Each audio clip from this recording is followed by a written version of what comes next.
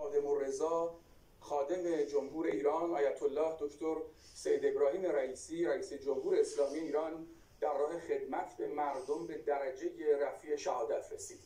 بالگرد حامل آقای رئیسی رئیس جمهور جهادی، مردمی و محبوب که دیروز برای بازدید از سد خداآفرین و افتتاح چندین طرح ملی و استانی به آذربایجان شرقی رفته بود، در هنگام عزیمت از این سد به مقصد پالایشگاه تبریز به علت شرایط نامساعد آب و هوایی دچار سانحه شد.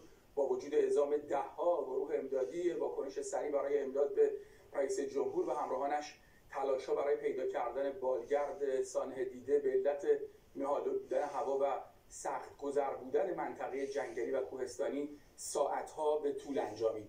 سرانجام با امداد امروز گروه‌های امدادی، مردمی و هلال احمر با استفاده از پهپادهای ایرانی ردیاب بالگرد سانحه دیده را کشف کردند. در این سانحه هوایی آقای رئیسی رئیس جمهور و همراهان او از جمله آقای امیر عبداللهیان وزیر خارجه، آیت الله آل هاشم امام جمعه تبریز، آقای رحمتی استاندار آذربایجان شرقی و همچنین سرتیم حفاظت رئیس جمهور و خلبانان و کادر پرواز بالگرد به شهادت رسیدند.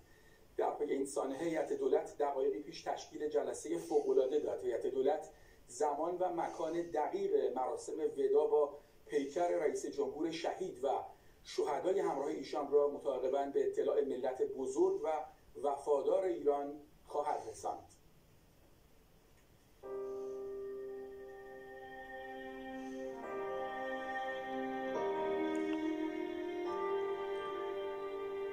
شما کارتون رو رونق بگیره انشاءالله، بیش از پیش انشاءالله.